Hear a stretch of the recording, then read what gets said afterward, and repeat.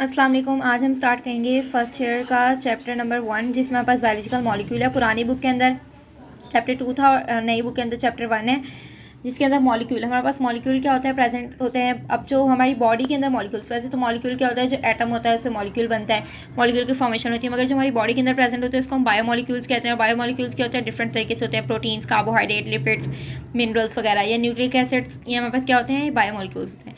अब वाइटामिन और वाटर जो होते हैं हमारे पास नॉरिशमेंट के तौर पर काम करते हैं और आगे से न्यूट्रिएंट्स बनते हैं। फिर न्यूट्रिशन का मेथड स्टार्ट होता है, ये हमारे पास बायोलॉजिकल मॉलिक्यूल से पता चलता है। These molecules are present in a body, ये हमारी बॉडी के अंदर प्रेजेंट होते हैं और हमें नॉरिशमेंट प्रोवाइड करते हैं हमारी बॉडी को रेस्पिरेशन के तौर पर। रेस्पिरेशन क्या होता है, हमारे पास ऑक्सीडेशन होता है फूड का, जो हमारे पास ऑक्सीडाइज होता है, ब्रेकडाउन होता है वगैरह, यानी कि किस तरीके से हमारे पास हेल्प करता है। वो हमारे पास फॉर्मेशन जो होती है रेस्पिरेशन के तौर पर बिहेव करती है, जैसे प्रोटीन, लिपिड्स हैं। अब डिफरेंट न्यूट्रिएंट्स होते हैं, कार्बोहाइड्रेट्स होता है, जैसे न्यूट्रिएंट्स ऑक्सीजन के साथ मिला तो कार्बोहाइड्रेट, कार्बन डाइऑक्साइड और वाटर बनता है। एनर्जी इसमें यूज़ हो रही है, तो ये हमारे पास क्या होगा, एनर्जी फॉर्मिंग प्रोसेस हो कि एनर्जी भी हमारे पास इसमें यूज़ हो रही है। न्यूट्रिशन में हमारे पास क्या होता है, लो न्यूट्रिएंट होता है बॉडी के अंदर, यानी कि अंडर न्यूट्रिशन में हम जिसको कहते हैं, और बॉडी जो होती है ओवर न्यूट्रिशन भी हो जाती है। सिंपल हमारे पास न्यूट्रिशन में हमारे पास जो लोअर न्यूट्रिएंट्स होते हैं उनको हम अंडर न्यूट्रिशन कहते हैं, और हायर न्यूट्रिएंट को हम कहते हैं जो ओवर न्यूट्रिशन हो जाएंगे, उनके उनमें न्यूट्रिएंट का प्रोसेस ज़्यादा हो जाएगा न्यूट्रिशन का। अब पोलीमराइजेशन की हमारे पास टर्म आती है एक इस चैप्टर के अंदर है कि मैल न्यूट्रिशन के तौर पर कैसे बिहेव करेगा। मोनोमर हमें पता है दो आपस में मिलते हैं तो पोलीमर बनाता है। पोली का मतलब होता है मैनी, मर्स होती है, फॉर्मेशन होगी इनकी। तो when two monomers unite together they perform a large polymer, जो हमें पता है, और इसको हम पोलीमराइजेशन कहते हैं। ठीक है, यानी जो जब दो पोलीमर हमारे पास आपस में मिलाएंगे तो और ज़्यादा बड़े हो जाएंगे, तो पोलीमराइजेशन का मेथड स्टार्ट हो जाता है। उसके बाद एडिशन कैसे होती है पोलीमराइजेशन के अंदर, एक मोनोमर के अंदर बनता है तो हमारे पास पोलीमर बनता है, लेकिन कोई और प्रोडक्ट नहीं बनता, तो हमारे पास पोलीमराइजेशन का मेथड होता है। जिस कंडेंसेशन क्या होता है, कंडेंसेशन के अंदर हमारे पास मोनोमर बनाता है, पोलीमर बनाता है। इसको हम डिहाइड्रेशन सिंथेसिस का प्रोसेस भी कहते हैं। क्यों कहते हैं, क्योंकि water expect out as a by product, क्योंकि वाटर जो होता है हमारे पास बाय प्रोडक्ट के तौर पर बाहर की तरफ रिएक्शन में जा रहा होता है, रिवर्स। और उसका रिवर्स क्या होता है, हमारे पास हाइड्रोलाइसिस होता है। ठीक है, कैसे होता है, ये हमारे पास पॉलीमर और वाटर यानी दोनों आपस में मिल रहे हैं तो मोनोमर और मोनोमर बन रहे हैं। इसमें पहले उसमें हमारे पास मोनोमर से पॉलीमर्स बन रहा था और वाटर फॉर्मेशन होती है। यहाँ पर क्या हुआ है, डायरेक्ट हमने क्या किया है, जो पॉलीमर और वाटर हमारे पास बना है ना, उससे हमारे पास मोनोमर्स की फॉर्मेशन होती है, और जिसके बिहेव पर हमारे पास वाटर क्या होता है, दो मोनोमर्स के तौर पर बनता है। उसके बाद कार्बन हमारे पास क्या होता है, एलिमेंट होता है जो प्रेजेंट होता है बायोमॉलिक्यूल्स के अंदर, जिसको हम टेट्रावैलेंट भी कहते हैं। जैसे ये CH4 बॉन्ड है हमारे पास, इसकी कार्बन बॉन्ड हमारे पास इंसाइड हुई है, लॉन्ग चेन हमारे पास कार्बन की जो होती है।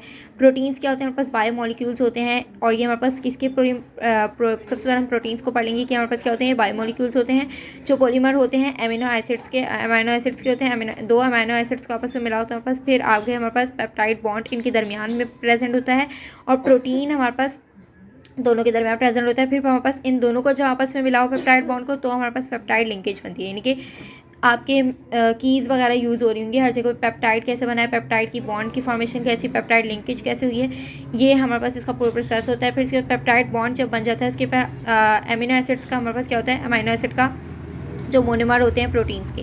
अमीनो एसिड्स क्या होते हैं, हमारे पास मोनोमर्स होते हैं प्रोटीन्स के, यानी जैसे कि हमने यहाँ पर डिफरेंट मोनोमर्स पढ़े थे, दोनों मोनोमर्स हमारे पास मिलते थे तो हमारे पास डिफरेंट कंडेंसेशन और हाइड्रोलाइसिस का प्रोसेस होता था। मगर जब हम पेप्टाइड बॉन्ड को देखेंगे तो हमारे पास टाइप्स आती हैं अमीनो एसिड्स की। पेप्टाइड बॉन्ड की फॉर्मेशन में 20 होते हैं, जिनमें हमारे पास 6 होते हैं बेसिक होते हैं, carbon, hydrogen, nitrogen, oxygen, sulphur और फॉस्फोरस। इसमें लिखा हुआ नहीं है मगर मैं आपको वैसे बता रही हूँ। और स्ट्रक्चर ऑफ अमीनो एसिड के हमारे पास कैसे बनता है, एक हमारे पास अमीनो ग्रुप हो NH2 जिसको हम कहते हैं, और HCr के हमारे पास बीच में फॉर्मेशन हो, ये COOH कार्बो ऑक्सिलिक एसिड ऑक्सिलेट हमारे पास इस ग्रुप इसमें क्या हो, बन रहा हो।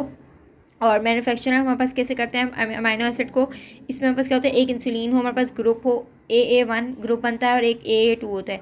उससे हमारे पास क्या होता है, आगे फिर हमारे पास सेल के अंदर न्यूक्लियस बनता है, उसके अंदर DNA प्रेजेंट होता है, और राइबोसोम्स के तौर पर वो बिहेव करता है।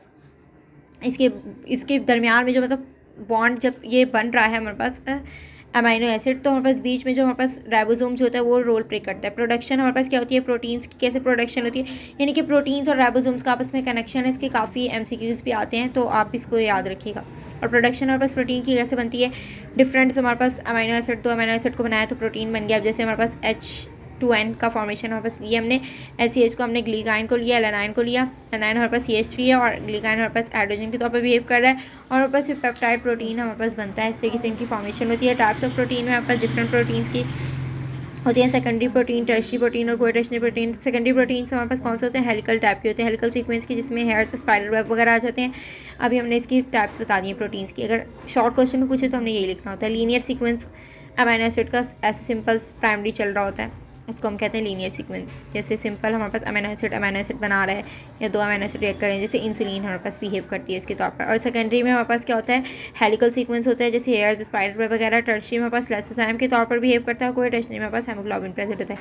कोएटर्शियरी में हमारे पास क्या होता है? होमोजेनस का मतलब होता है हेट्रोजीनस, होमोजेनस और हेट्रोजीनस। होमोजेनस और होता है और हेट्रोजेनस होता है। कार्बोहाइड्रेट में हमारे पास होती है शुगर की फॉर्मेशन होती है, कार्बन और हाइड्रोजन। कार्बन में हमारे पास क्या होता है? इस फॉर्मूला में इसका पता होना चाहिए प्रोटीन का, जिससे फॉर्मेशन में हमारे पास होता है CnH2nOn। हमने ग्लूकोज को ले लिया C6H12O6। और हाइड्रोजन क्या होता है? हाइड्रेटेड कार्बन जो हाइड्रेट हुआ हुआ हो। जैसे कि टाइप्स हमारे पास इसके आती हैं आगे से, मोनोसैक्राइड्स, ऑलिगोसैक्राइड्स और पॉलीसैक्राइड्स। पॉलीसैक्राइड जो होता है इनसॉल्युबल होता है वाटर के अंदर, जाहिर सी बात है जितनी इसकी फॉर्मेशन होती जाएगी। पॉली होता है मैनी होता है, सैक्राइड शुगर, यानी बहुत सारे मॉलिक्यूल्स प्रेजेंट होते हैं, इसलिए वहाँ पास क्या होता है? लेस सॉल्युबल हो जाते हैं, इनसॉल्युबल जिसको हम कहते हैं। सॉल्युबल जो होता है हमारे पास वाटर, वो उसको हम मोनोसैक्राइड होते हैं। ऑलिगोसैक्राइड्स में हमारे पास 2 से 10 मोनोसैक्राइड्स आती हैं। अब मोनोसैक्राइड्स में हमारे पास मोनो का मतलब होता है single sacred sugar. Sweet soluble होता है वाटर के अंदर और they can never be further hydrolysed, इसको हम आगे से हाइड्रोलाइज यानी और इसकी ब्रेक डाउन नहीं कर सकते। और break down in the presence of water हम कर सकते हैं, सिंपल शुगर होगी हमारे पास, ठीक है। और CnH2nOn इसका फार्मूला होता है जनरल फार्मूला, जिसको हम कहते हैं। और आगे से इसकी फिर triose, Tedros, pentose, different types के जो फार्मूले लिख रहे हैं, हेप्टोस या ये सारे फॉर्मेशन इसकी आगे से फिर होती है। और ये ब्रेक डाउन कॉम्प्लेक्स कार्बोहाइड्रेट को हम कैसे करते हैं? ब्रेक डाउन मोनोसैक्राइड्स, यानी कि एक हमारे पास कॉम्प्लेक्स कार्बोहाइड्रेट हमें किसी ने दे दिया है, उसको हमें ब्रेक डाउन करेंगे तो मोनोसैक्राइड बनेगा। और मोनोसैक्राइड के बाद डाइसैक्राइड का हमारे पास फॉर्मेशन आती है, 2 सैक्राइड्स कैसे बनते हैं? हमारे पास वाटर को मिलाकर हमारे पास मोनोसैक्राइड 2 किस्म के बन जाते हैं। जैसे कि हमारे पास मेल्टोज दी हुई है, मेल्टोज से हमारे पास क्या बनता है? ग्लूकोज बना के मेल्टोज बनता है। सुक्रोज हमारे पास ग्लूकोज फ्रक्टोज को आपस में मिलाएंगे तो सुक्रोज बनेगा। लैक्टोज कैसे बनेगा? ग्लूकोज प्लस गैलेक्टोज को साथ मिलाएंगे तो लैक्टोज बनेगा। मेल्टोज को हम शुगर, बेकरी प्रोडक्ट वगैरह में जो बिहेव करते हैं वाटर, वो हमारे पास मेल्टोज होते हैं, ठीक है। और सुक्रोज में हमारे पास टेबल शुगर आएगी और लैक्टोज के अंदर मिल्क शुगर। लैक्टोज का बहुत ज़्यादा पूछा जाता है कि मिल्क शुगर किसके अंदर प्रेजेंट होती है? लैक्टोज में। डेक्सट्रिन के हमारे पास वाटर और वाटर की फॉर्मेशन हमारे पास 3 से 10 मोनोसैक्राइड्स बनेंगे तो और हमारे पास ऑलिगोसैक्राइड्स बनता है। पॉलीसैक्राइड्स में हमारे पास क्या होता है? पॉली का मतलब है मैनी सैक्राइड्स शुगर होती हैं। अब बहुत सारी शुगर्स आपस में प्रेजेंट हो, हाइड्रोजन वाटर के साथ रिएक्ट कर रही हो तो हमारे पास 10 से 100 तक, यानी जितनी हमारे पास ऑलिगोसैक्राइड में 10 तक बनी थी फॉर्मेशन, उससे आगे जो अगर हमारे पास 10 से अब हमारे पास फॉर्मेशन बन रही है तो हमारे पास वो पॉलीसैक्राइड्स की कैटेगरी में आएगी। पॉलीसैक्राइड्स की कैटेगरी के बाद आप देख सकते हैं इसमें क्या क्या फॉर्मेशन की बात लिखी है, आप पढ़ लें। उसके बाद टाइप्स ऑफ पॉलीसैक्राइड्स में हमारे पास स्टार्च आता है, स्टार्च, सेलुलोज और ग्लिकोजिन। स्टार्च हमारे पास क्या होता है? प्लांट स्टोर्ड फूड होता है जो रूट्स के अंदर प्रेजेंट, जिससे इस तरीके से हमारे पास रूट्स की अंदर जो स्टोर होता है फूड हमारे पास, वो किस तरीके से होता है? स्टार्च के थ्रू होता है। और सेलुलोज हमारे पास क्या होता है? सेल वॉल के अंदर प्रेजेंट होता है, प्लांट सेल की जो सेल वॉल होती है उसके अंदर प्रेजेंट होता है। ग्लिकोजिन हमारे पास एनिमल स्टोर्ड फूड होता है, यानी कि ह्यूमन के अंदर प्रेजेंट होता है, जैसे इंसुलिन। अब इंसुलिन को हमारे पास क्या होता है? इंसुलिन जब हमारे पास नहीं है, ग्लूकोज हमारे पास बनाता है तो इंसुलिन बनती है लेवर या मसल के अंदर। अब हम क्या करते हैं? एक इनसॉल्युबल चीज़ को ऐड करते हैं, इसको हम कहते हैं ग्लूकोजिन। अब हमारे पास ये ऐड होगी वाटर के अंदर तो उसके बाद हमारे पास क्या बनता है? ग्लूकोजिन के तौर पर हम इसको यूज़ करते हैं अपनी बॉडी के अंदर इंसुलिन के मेथड के थ्रू आउट। और फैट्स हमारे पास नेक्स्ट मेथड आता है। इनके 3 ही क्वेश्चन हैं इस चैप्टर के अंदर, एक कार्बोहाइड्रेट्स का है, एक प्रोटीन्स का है, जो हमने पीछे दोनों कार्बोहाइड्रेट्स की फॉर्मेशन भी हमने देख ली, प्रोटीन्स की भी सिंपल कॉन्सेप्ट जो बेसिक थे वो देख ली। और फैट्स हमारे पास क्या होते हैं? लिपिड्स हमारे पास क्या होता है? फैट्स। और बायोलॉजिकल मॉलिक्यूल है ये एक, और ये ब्लू ने डिस्कवर किया था 1947 में। इसलिए हमारे पास सॉल्युबल भी होते हैं, इनसॉल्युबल भी होते हैं। इनसॉल्युबल जो होता है वाटर के अंदर और सॉल्युबल वाटर के अंदर रिएजेंट के तौर पर काम करता है। अब जो हमारे पास इनसॉल्युबल होता है, अब हमारे पास इसके आगे से टाइप्स आती हैं कि फैट्स किस तरीके से होते हैं। फैट्स तो हमें पता है डिजॉल्व नहीं होता वाटर के अंदर, ये तो बात है, लेकिन उसको हम नॉन पोलर कहेंगे, यानी कि हाइड्रोफोबिक हम जिसको कह सकते हैं। यहाँ पे हाइड्रोफोबिक का वर्ड नहीं है, लेकिन हम इसके लिए हाइड्रोफोबिक का वर्ड यूज़ करते हैं। और नॉन पोलर सॉल्वेंट के तौर पर बिहेव करते हैं, जैसे अल्कोहल और ईथर हमारे पास किसके आते हैं? नॉन पोलर के अंदर बिहेव करते हैं। लिपिड्स, फैट्स की बात करें, टाइप्स ऑफ लिपिड्स। और इस तरीके से जैसे एक तो फैट सॉल्युबल भी होता है जिसको हम कहते हैं हाइड्रोफिलिक, जो हमारे पास जो होता है वाटर लविंग होता है, जो वाटर के अंदर डिजॉल्व हो जाए। हमारे पास 2 काइंड्स आती हैं, इसकी 2 काइंड्स याद रखें, यहाँ पे लिखी हुई नहीं है लेकिन बता देती हूँ।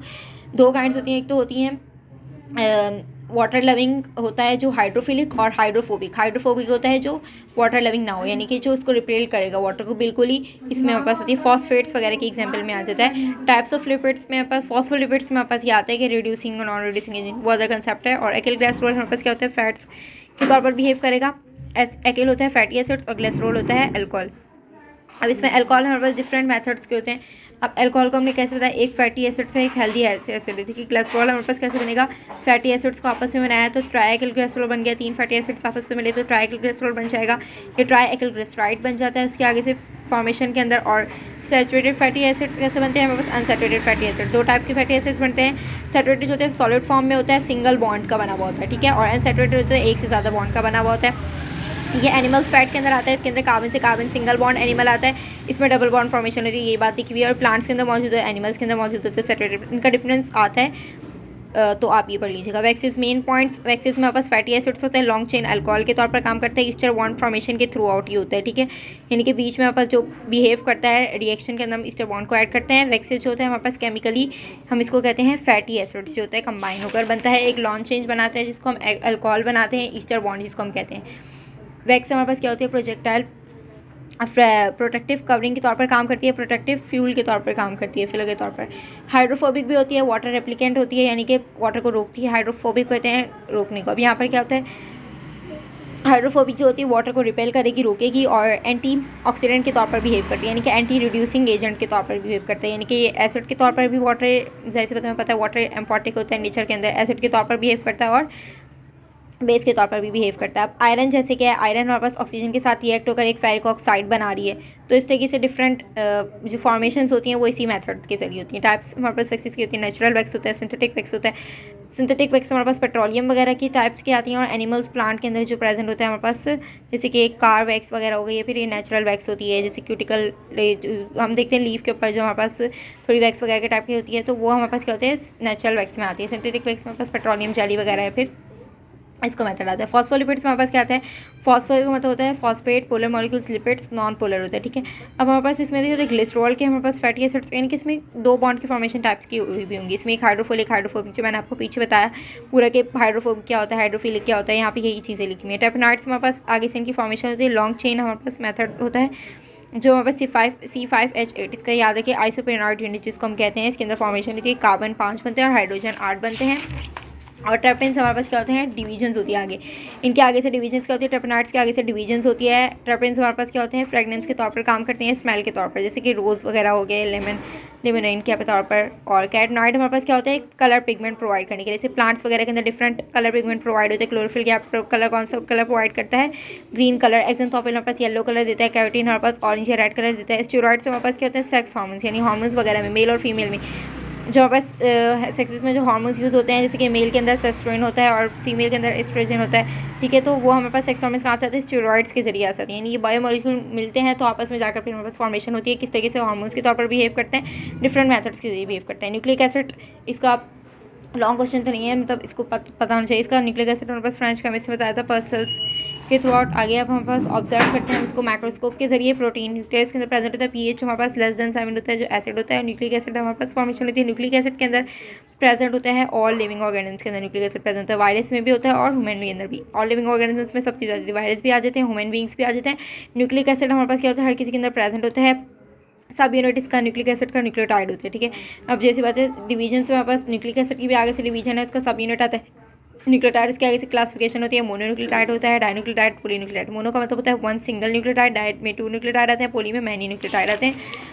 स्ट्रक्चर ऑफ न्यूक्लियोटाइड्स में हमारे पास डिफरेंट आते हैं, शुगर नाइट्रोजनस बेस के तौर पर भी और फॉस्फोरस के तौर पर बिहेव कर भी। शुगर 5 कार्बन आपस में मिलेंगे, एक पेंटोस शुगर बनाएगा, फिर आगे से राइबोस शुगर बनती है, यानी राइबोस होती है 5 शुगर। तो हमारे पास कैसे इनकी फॉर्मेशन होती है, नाइट्रोजनस बेसिस के तौर पर हम इनकी एग्जाम्पल करते हैं। नाइट्रोजनस बेसिस के तौर पर कैसे होती है, बेस हमारे पास होती है दैट कंटेन्स नाइट्रोजन, यानी कि नाइट्रोजनस से हमें पता चलेगा जिसके अंदर नाइट्रोजन प्रेजेंट हो। प्यूरिन हमारे पास क्या, प्यूरिन के अंदर आगे से इनके ग्रुप्स होते हैं 2, प्यूरिन और पाइमिडाइन। प्यूरिन के अंदर हमारे पास एडेनिन और ग्वानिन आते हैं, और पाइमिडाइन के अंदर साइटोसिन और थ्रेकिन और यूरिन आते हैं। फॉस्फोरस की फॉर्मेशन कैसे होती है, कार्बन हमारे पास बनते हैं फॉस्फोरिक एसिड के तौर पर, और न्यूक्लियन उसके बाद न्यूक्लिक एसिड के तौर पर बिहेव करते हैं, और डिफरेंट मेथड्स के थ्रू आउट। मोनोन्यूक्लियोटाइड में हमारे पास सिंगल न्यूक्लिक एसिड प्रेजेंट होगा, न्यूक्लियोटाइड एसिड प्रेजेंट होगा, ठीक है, न्यूक्लिक एसिड होगा। और जैसे कि ATP की फॉर्मेशन होती है, एडिनोसिन ट्राइफॉस्फेट, उसका हमारे पास मोनोन्यूक्लियोटाइड की एग्जांपल में आता है। डाइन्यूक्लियोटाइड में 2 फॉर्मेशन होगी, जैसे कि निकोटीन, एडेनिन वगैरह। और पॉलीन्यूक्लियोटाइड में हमारे पास क्या होती है, बहुत सारी न्यूक्लियोटाइड की फॉर्मेशन होती है, जैसे डीएनए आरएनए हमारे पास किस में आते हैं, पॉलीन्यूक्लियोटाइड के अंदर आ जाते हैं। बिलियंस ऑफ न्यूक्लियोटाइड्स प्रेजेंट होते हैं हमारी बॉडी के अंदर। डीएनए हमारे पास हेरिडिटी मटेरियल के तौर पर भी काम करता है, जो हमारे पास एक पॉलीन्यूक्लियोटाइड है, nucleic acid that contains many nucleotides, क्योंकि हमारे पास बहुत सारी न्यूक्लियोटाइड्स इसके अंदर फॉर्मेशन होती है। सिर्फ पॉलीन्यूक्लियोटाइड के एग्जाम्पल में डीएनए और आरएनए के एग्जाम्पल आते हैं। डीएनए हमारे पास डिफरेंट मेथड्स का होता है। डीएनए हमारे पास सिंगल स्ट्रैंडेड भी होता है, डीएनए हमारे पास हमेशा डबल स्टैंडर्ड रहेगा, ठीक है। आरएनए हमारे पास सिंगल स्टैंडर्ड होता है, लेकिन कुछ कंडीशंस में आरएनए जो होता है डबल स्टैंडर्ड में पाया जाता है, वो सिर्फ रेट्रो कंडीशन उसकी होती है, उसके अंदर पाया जाता है। वैसे आरएनए हमारे पास सिंगल स्टैंडर्ड होता है, डीएनए हमारे पास क्या होता है, डबल स्टैंडर्ड होता है। स्टैंडर्ड का मतलब होता है फॉर्मेशन में हुई, जैसे कि ये दो हमारे पास आपस में मिले हुए हैं, तो हमारे पास क्या है, एक ये डबल स्टैंडर्ड हुए हुए हैं। सिंगल स्टैंडर्ड होगी सिंपल सिंगल हो बिल्कुल स्टैंड उसका। और न्यूक्लिक एसिड में जो जिसके अंदर न्यूक्लियोटाइड प्रेजेंट हो, न्यूक्लियोटाइड हमारे पास डीएनए में होता है, बिलियंस ऑफ न्यूक्लियोटाइड प्रेजेंट होते हैं, जैसे कि अब हमने फॉर्मेशन की थी ना पीछे नाइट्रोजनस बेसिस की, एडेनिन गुआनिन साइटोसिन थायमिन। अब उसी को आगे यूज़ करते हुए नाइट्रोजनस बेसिस को यूज़ करते हुए न्यूक्लियोटाइड की फॉर्मेशन में जाएंगे। प्रोटीन सिंथेसिस के तौर पर काम करता है राइबोसोम, और ये हमें पता है साइटोप्लाज्म के अंदर प्रेजेंट होता है। और डीएनए हमारे पास जैसे एक इसकी एग्जांपल है, डीएनए हमारे पास प्रेजेंट है, राइबोसोम हमारे पास उसके सिंथेसिस के तौर पर बिहेव करेगा, और प्रोटीन के तौर पर, ठीक है, जीन के एक्सप्रेशन करने में हमारे पास यूज होता है। डीएनए हमारे पास क्या करता है, कैरी करता है इन्फॉर्मेशन को, ट्रांसक्रिप्शन डीएनए। अब ट्रांसक्रिप्शन, अब डीएनए कैसे इन्फॉर्मेशन करता है, मैसेज कौन पहुंचाता है हमारे पास, एक मैसेंजर आरएनए होता है, वो हमारे पास मैसेज पहुंचाता है, इसको ट्रांसक्रिप्शन का वे कहेंगे, ठीक है। और ट्रांसलेशन में हमारे पास क्या होता है, आरएनए से जो हमारे पास राइबोसोम बनता है, वो हमारे पास प्रोटीन बनाता है, फिर इसके अंदर वो ट्रांसलेशन का प्रोसेस होता है, ठीक है, उसको ट्रांसलेट राइबोसोम करता है। और बायोलॉजिकल मॉलिक्यूल्स हमें पता है प्रोटीन्स होते हैं, कार्बोहाइड्रेट्स। अब डिफरेंट बायोलॉजिकल मॉलिक्यूल्स को मिलाओ तो हमारे पास एक कॉन्जुगेट मॉलिक्यूल बनता है। कॉन्जुगेट मॉलिक्यूल्स आपसे पूछा जाता है क्वेश्चन में कि define conjugate molecules and describe different methods और different molecules of conjugate molecules, या फिर किसी टाइप का भी क्वेश्चन आ सकते हैं। इसमें हमारे पास डिफरेंट प्रोटीन्स और कार्बोहाइड्रेट्स आपस में मिलेंगे तो क्या बनेगा, जब हम प्रोटीन्स और कार्बोहाइड्रेट्स को आपस में मिलाते हैं, ग्लीको का मतलब होता है कार्बोहाइड्रेट, प्रोटीन्स, ठीक है। जब प्रोटीन और कार्बोहाइड्रेट मिलेंगे तो ग्लीकोप्रोटीन बनता है। लिपोप्रोटीन कब बनेगा जब हमारे पास लिपिड्स, फैट्स और हमारे पास क्या बना रहे हो, प्रोटीन, जब आपस में मिल रहे हो तो लिपोप्रोटीन बनेगा। जब न्यूक्लिक एसिड और हमारे पास प्रोटीन मिल रहे हो तो न्यूक्लियोप्रोटीन बनेगा। सिंपल इनकी फॉर्मेशन आती है। और ग्लिकोलिपिड्स कब बनता है, जब कार्बोहाइड्रेट्स और फैट्स मिल रहे हो आपस में। ग्लीको का मतलब होता है कार्बो। नेक्स्ट चैप्टर इंशाल्लाह हम नेक्स्ट टाइम करेंगे।